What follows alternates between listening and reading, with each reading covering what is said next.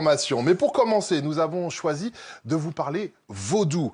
Cette religion présente dans le monde entier, notamment aux Antilles, est née en Afrique, plus précisément au Bénin. Nous sommes allés là-bas, autour de la porte du non-retour, sur la trace des esprits, Marie. Et avec une immersion ce soir au cœur d'une grande cérémonie religieuse, la fête nationale du vaudou, qui réunit de très nombreux adeptes. Certains viennent même de très loin, comme ce Guadeloupéen que nous avons rencontré sur la terre de ses ancêtres.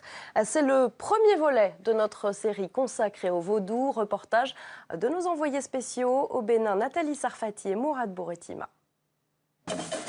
Il est 8 h du matin à Ouida, la porte du non-retour se dresse en mémoire des esclaves, tandis que les processions vaudou ont commencé.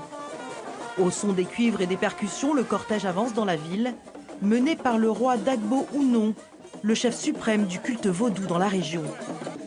C'est un jour de fête pour les Béninois, mais aussi pour certains membres de la diaspora.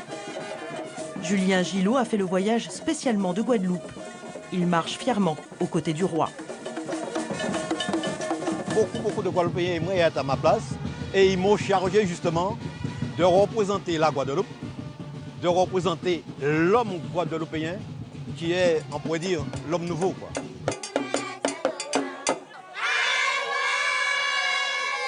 Ce n'est pas une première pour Julien Gillot. Cela fait des années qu'il vient au Bénin.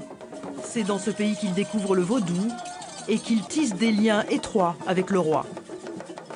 C'est plus qu'un ami. Il est dans la tradition vaudou.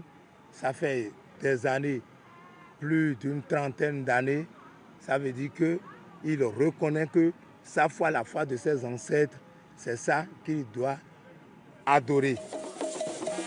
Cette journée du vaudou est avant tout un jour de communion et de louange, l'occasion de montrer une autre image du vaudou.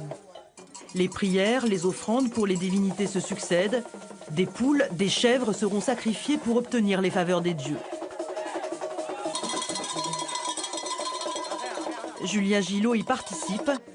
Ici, sur la terre de ses ancêtres, il se sent chez lui. Qui je suis africain. Actuellement, je suis dans la matrice. La mère nourricière. Tout ce que j'ai au pays, tout ce que j'ai en Europe, il n'y a pas de profondeur, voilà. Les festivités ne se limitent pas au 10 janvier.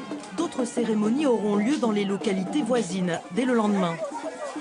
À Gbéoué, dans la commune de Grand Popo, tout le monde a fait le déplacement. Des notables, des politiques, des souverains.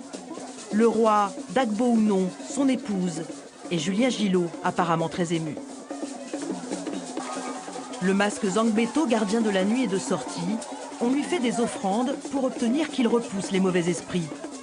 Puis viennent les discours, l'occasion pour Julien Gillot de remercier ses hôtes. Le vaudou est là et je fais partie de ceux qui voudraient absolument le valoriser, le protéger et le faire émerger. Aujourd'hui, c'est le jour pour vous le dire. Merci beaucoup, merci de m'avoir invité à cette fête. C'est avec des images plein la tête que Julien Gillot rentrera en Guadeloupe. 3 semaines au Bénin pour ce fils du vaudou qui n'aura de cesse de revenir très vite sur le sol de ses ancêtres.